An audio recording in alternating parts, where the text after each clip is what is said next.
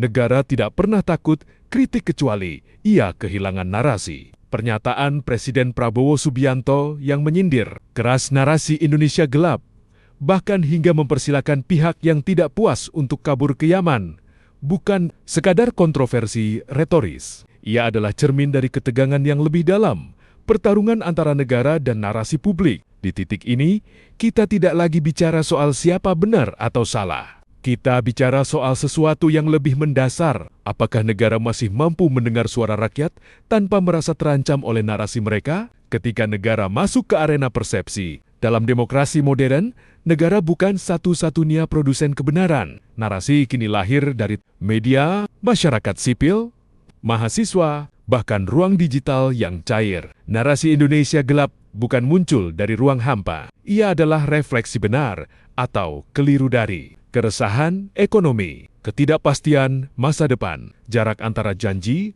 dan realitas. Namun respons negara justru memilih konfrontasi. Kalimat "silakan pergi" bukan sekadar sindiran. Itu adalah penegasan bahwa negara tidak mengakui legitimasi narasi publik yang berbeda. Dari dialog ke delegitimasi, disinilah masalah mulai serius. Alih-alih membuka ruang dialog, negara justru membingkai kritik sebagai pesimisme, mengasosiasikannya dengan ketidakloyalan, bahkan secara implisit mengusirnya dari ruang kebangsaan. Padahal, dalam demokrasi, kritik bukan ancaman, ia adalah alat koreksi. Ketika kritik dipersepsikan sebagai ancaman, yang terjadi bukan stabilitas, melainkan ilusi stabilitas. Narasi bukan musuh negara. Negara tampaknya sedang berupaya keras menjaga optimisme. Hilirisasi digencarkan. Proyek strategis dipercepat. Pertumbuhan terus diklaim terjaga. Namun ada satu kekeliruan mendasar. Optimisme tidak bisa dipaksakan dengan membungkam pesimisme. Narasi publik tidak bisa dihapus dengan retorika. Ia hanya bisa dijawab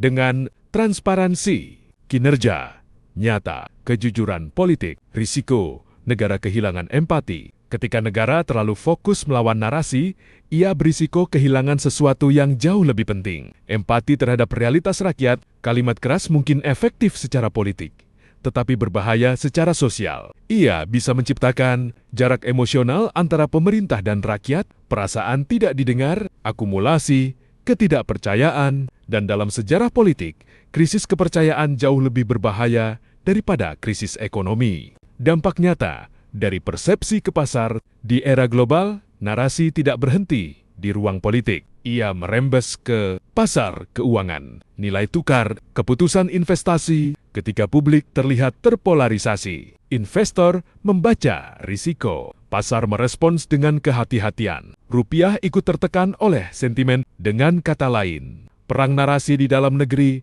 bisa menjadi sinyal ketidakstabilan di mata dunia. Negara kuat tidak takut suara rakyat. Sejarah menunjukkan negara kuat adalah negara yang mampu menyerap kritik, bukan yang menolaknya. Menghadapi narasi Indonesia gelap, negara punya dua pilihan. 1.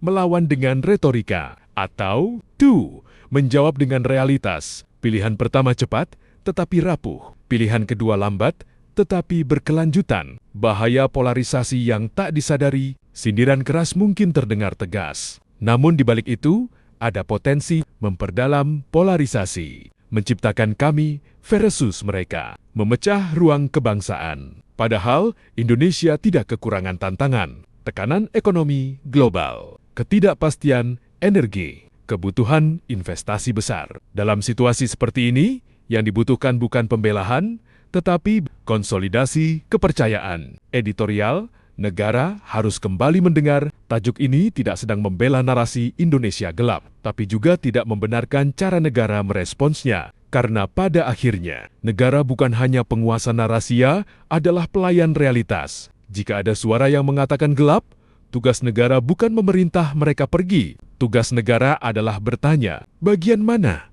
yang gelap? Siapa yang belum merasakan terang? Penutup, terang tidak lahir dari penyangkalan. Indonesia tidak akan menjadi terang hanya karena negara mengatakan ia terang. Terang lahir dari keadilan yang dirasakan, kesejahteraan yang merata, suara rakyat yang didengar. Dan jika negara mulai melihat kritik sebagai ancaman, maka yang gelap bukan lagi narasi publik, melainkan cara negara memandang rakyatnya sendiri.